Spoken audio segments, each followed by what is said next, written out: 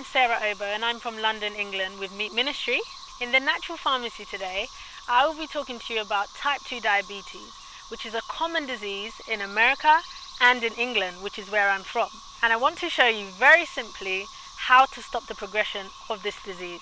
So this is going to be very simple and I hope you can follow me. So what takes place in our body is that when we eat, the foods that we eat are broken down into sugars. And what our body does is that it releases insulin so that it can take the sugar from the blood into the cells.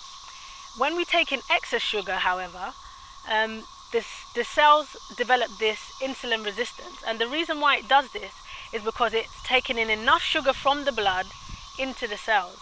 And therefore it says no to taking any more in.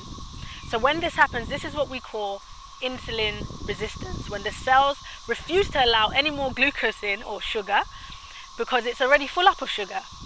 So what happens is that the body sends more insulin out to try and take the glucose that's in the blood, or the sugar, I should stop saying glucose, but the sugar that's in the blood into the cells. And what we have here is kind of like a vicious cycle where your cells are saying, I have enough sugar, I don't need any more body, but then the body's saying, I need more insulin to take the sugar into the cells. So now we have a problem, which is high blood sugar in the cells. So how do we remedy this situation?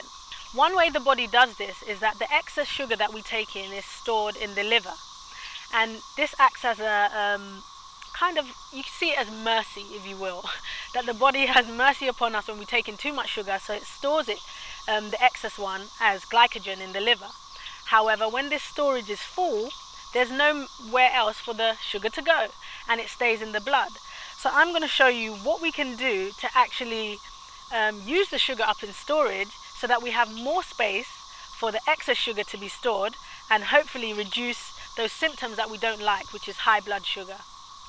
So this bottle here represents the liver, and in the liver, like I said, there's no one else here with me, but like I said, we store sugar in the liver, the excess sugar.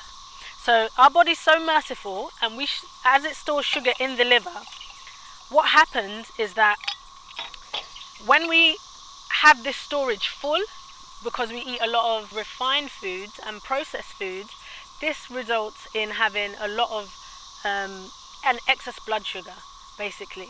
And so what happens is that when we eat, because our storage levels are already full because of the whole insulin resistance that we described earlier, what happens is that when we eat, we add to what is already in storage. So what I want you to do is think of this bowl as your blood, and this bowl is the liver that has the storage of excess sugar. So what happens when we eat? Let's say this is food, this is sugar coming in the body now. We eat, and then what happens is that when we reach that maximum storage level in the liver, it pours over into the blood. Now, if we've got this high sugar in the blood, this is what they call diabetes, or you're suffering from diabetes, especially when you have it for a prolonged amount of time. And what we want to do, we want to get rid of this, because that causes so much problems when you have high sugar in your blood. How do we get rid of this? Well, one way, which is commonly used, is to target the high blood sugar. So sometimes people may take medications, and what they do is that they take medications to lower their blood sugar, which is the sugar in the blood, and so it lowers the blood sugar, and that's it. But we still have a problem because the liver, the storage is still full. So what's going to happen the next time we eat? Exactly. The sugar is going to pour over into the blood. Okay, there's a fly. Sorry. The sugar is going to pour over into the blood, and we're going to have the same problem again. So the most effective way, if you really think about it, is to get rid of the sugar in storage. So the question is, how do we do this? The simple way is to fast.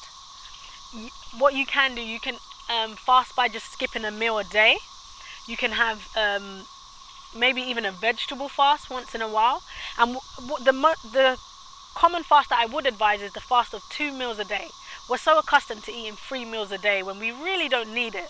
If you eat 2 meals a day, maybe one in the morning, one in the afternoon, and then let your body rest from the period of the afternoon to the next morning, what you'd find is that your body would use the reserves as energy, and we'd lower the sugar in storage.